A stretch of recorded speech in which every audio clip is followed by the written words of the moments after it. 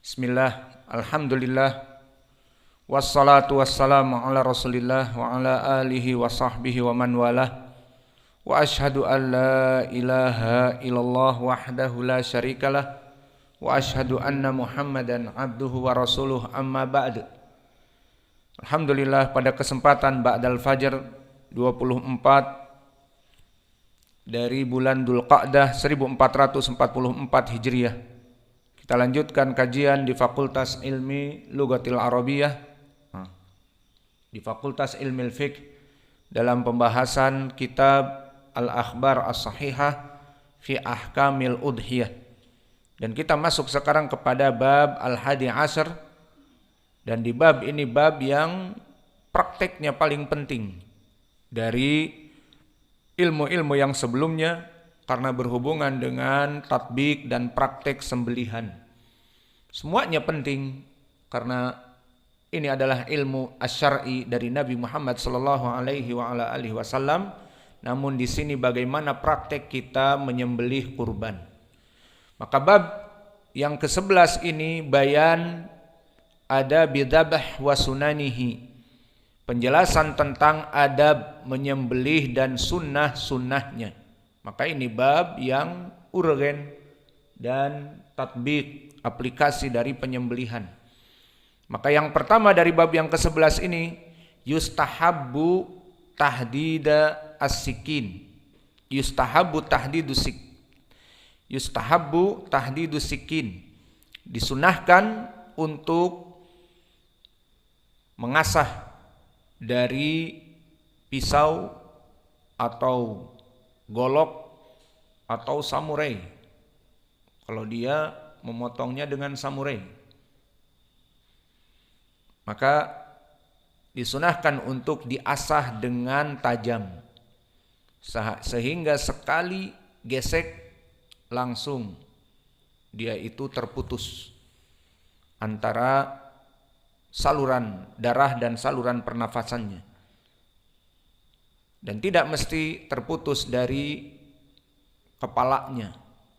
Sekali gesek langsung terputus kepala, tidak. Karena masih ada tulang rawan. Maka si tulang rawan itu mungkin terputus dari lubang tenggorokan dan lubang pernafasan. Maka tidak mesti setelah itu diselesaikan ke leher untuk pertama penyembelihan. Namun setelah itu digantung dan telah mati, maka diambil kepalanya, itu lain lagi. Karena sebagian ulama memakruhkan untuk memaksakan sampai setelah terputus masih hidup terus, itu kasihan. Sebagian ulama mengatakan makruh. Namun jika memang sangat tajam dan tidak disengaja kebablasan, ya sudah. Maka tentang pemotongan kepala lebih baik setelah mati, digantung, dikuliti, nah baru dipotong kepalanya. Adapun langsung di saat disembelih masih hidup, kemudian dipaksakan sampai ditambah si tulang belakangnya ataupun kulit yang atau daging yang bagian belakang juga dipotong, dimakruhkan. Al-muhim yustahabbu tahdidas sikin. Disunahkan tahdidu sikin untuk mempertajam dari asikin. Kenapa disunahkan? Kembali kepada goyah. Goyahnya adalah kita menyayangi dari binatang yang kita sembelih. Dan ini adalah keumuman adilah di dalam Islam. Maka di Islam itu, jika kita diperintah untuk menyembelih dan untuk izhaqul arwah dari makhluk Allah yang bernyawa itu, kita bunuh. Baik bunuh yang memberikan manfaat seperti sembelihan, atau bunuh yang maksudnya tidak kita makan namun berpahala juga. Maka asal dari pembunuhan ini dilakukan dengan penuh adab. Karena mereka juga ciptaan Allah. Meskipun pembunuhan ini berpahala. Contohnya seperti kalian memukul wazaghah. Maka di dalam hadis Aisyah yang muttafaqun alaih, bahwa dulu Aisyah ditanyakan oleh para tabi'i membawa seperti tombak panjang, mencari-cari kepada dinding. Ada apa? Karena Rasulullah SAW amarona biqatlil wazaghah, bahwa Nabi Muhammad SAW memerintahkan kita untuk membunuh al-wazaghah, yakni cicak ataupun tokek. Apa bedanya cicak dengan tokek? Bahasa Sundanya, tokek apa? Bahasa Sunda harus semuanya A ya. Kalau cecak, cak-cak. Maka kalau tokek, cak-cak badag. harus A semuanya. Cak-cak badag. Nah, ini baru orang Sunda. Maka tokek juga dihukumi sama oleh para ulama. Dan bahkan justru tokek ini yang mendekati kepada adillah, karena ada ilahnya di hadis yang diriwayatkan oleh Imam Al-Bukhari dari Abi Hurairah. Ilahnya bahwa dulu al-wazghah ini yang dohirnya di dalam di sini artinya tokek, itu yang dimana di saat dinyalakan api kepada Nabiullah Ibrahim, maka semua orang mendoakan kepada kebaikan. Dan bahkan ada binatang satu yang menyebabkan tidak boleh dibunuh, difda. Maka katak menyemburkan api untuk memadamkan. Tetapi wazghah justru meniup-niup kayu bakar agar besar. Ini hanya sekedar khobar, dan ini khobar ini maksudnya dia adalah sunnah dan kita imani, bukan hanya sekedar kisah. Tetapi di sini diimani sekarang sebagai penyebab. Maka lihat bagaimana binatang yang melaksanakan kebaikan keturunannya pun dijaga untuk tidak dibunuh difda. Tidak boleh kita membunuh katak. Dan yang kedua, di dalam syariat yang tercela maka diperintah kita membunuh meskipun yang kita bunuh sekarang adalah cicit buyut, apa yang dilakukan oleh wazghah yang dulu. Dan dia kebangsaannya dulu dari Ibrani, mungkin bagaimana hidungnya mancung. Di sini cicaknya berbeda atau bagaimana, yang jelas terkena semua. Diiqab dengan mendapatkan pahala dibunuh. Yang jadi poin pendalilan, pembunuhan di dalam Islam kepada makhluk Allah meskipun itu diperintah, maka ada tetap adabnya.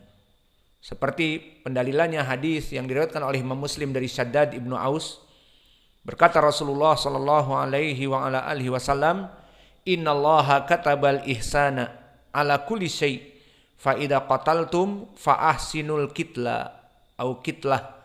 Maka Allah menulis kebaikan ada pada segala sesuatu.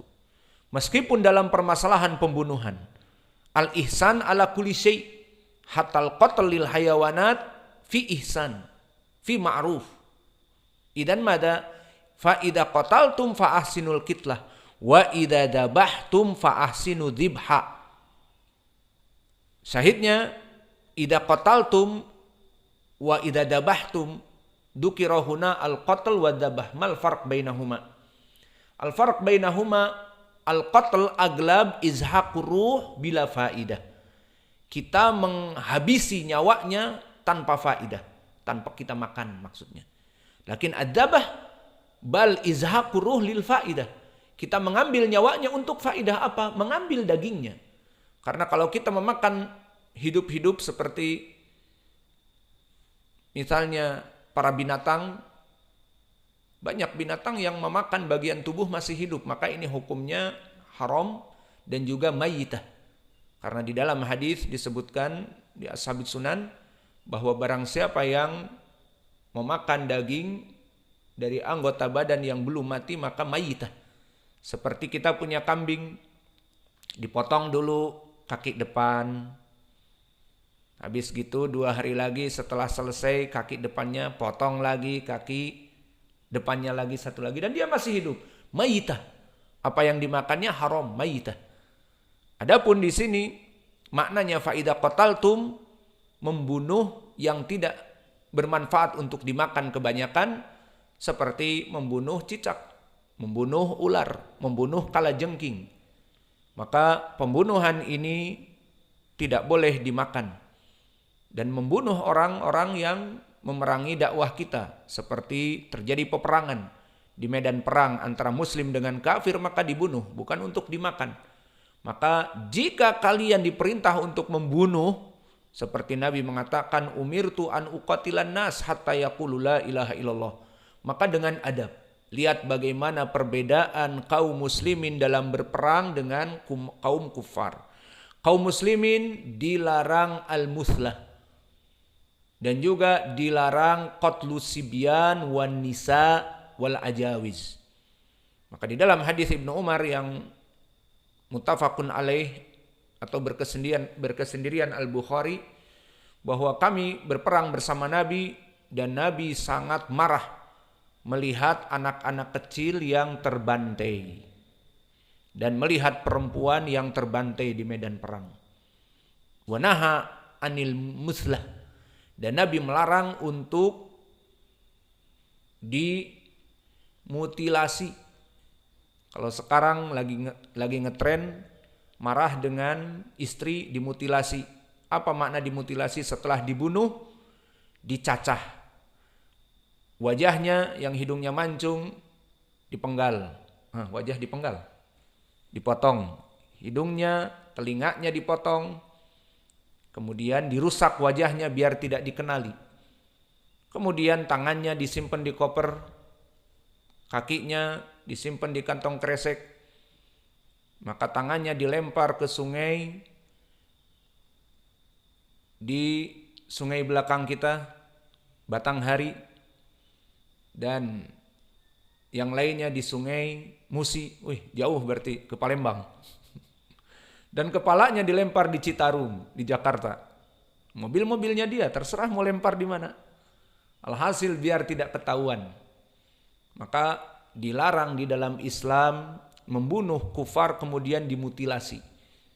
Kita jengkel dengan kufar yang membunuh kaum muslimin, kemudian kita bunuh dia, mayatnya di depan kita, kemudian dipenggal lehernya, dipenggal tangan kanannya, tangan kirinya, dan kaki kanan, kaki kiri, dan kaki tengah. Dipotong juga. Iya, itu tidak boleh di dalam Islam. Lihat bagaimana Islam memuliakan pembunuhan. Dan tidak boleh di dalam medan perang membunuh anak kecil. Maka anak kecil tidak boleh dibunuh.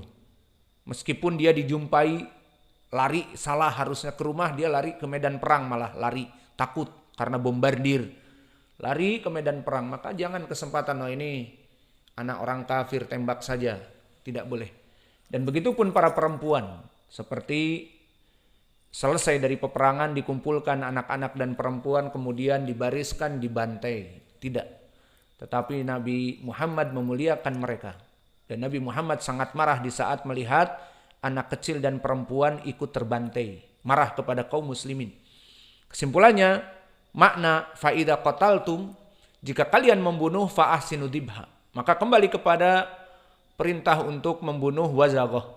Maka kalian mendapati wazaghah, jangan, ini perintah dibunuh, ada rasa kekejian dan berdarah dingin. Maka diambil, dipotong dulu tangannya kanan, baru dipotong tangan kiri, baru dipotong kaki kanan, kaki kiri, kemudian ekor, kemudian baru setelah itu disembelih, digorok, kemudian belum mati juga dibikin tiang gantungan. Mau gantung apa? Gantung cicak, maka digantung. Alhasil tidak kita melaksanakan seperti itu. Dalam pembasmian hama pun. Pembasmian hama cicak, karena dia hama juga, pembasmian hama dari tikus, semampunya kita. Bisa meracun, ya meracun.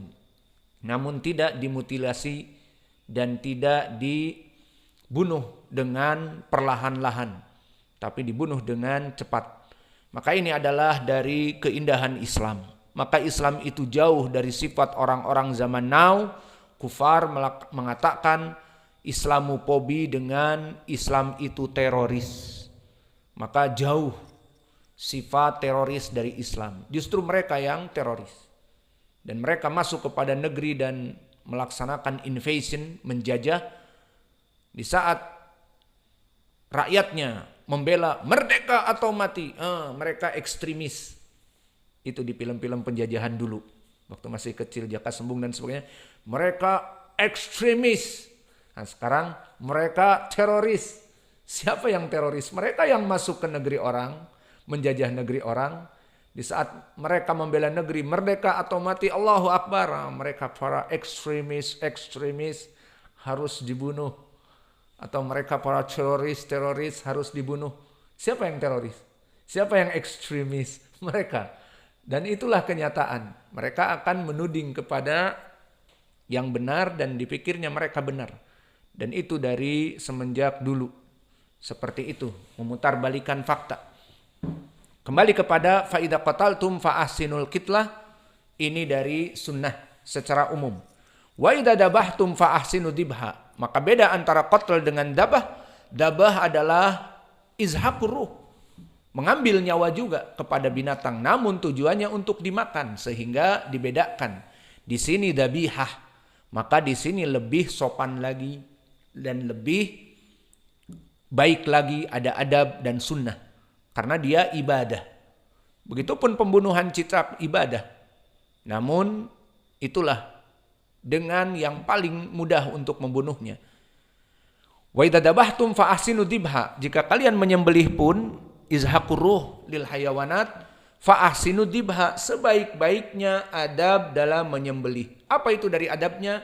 Disebutkan setelah itu, wal yahidda ahadukum syafratahu, agar mengasah alat penyembelihannya. Jika alat penyembelihan dengan golok, dengan pisau, dengan badik, dengan celurit, orang-orang Madura nyembelih juga pakai celurit apa gimana?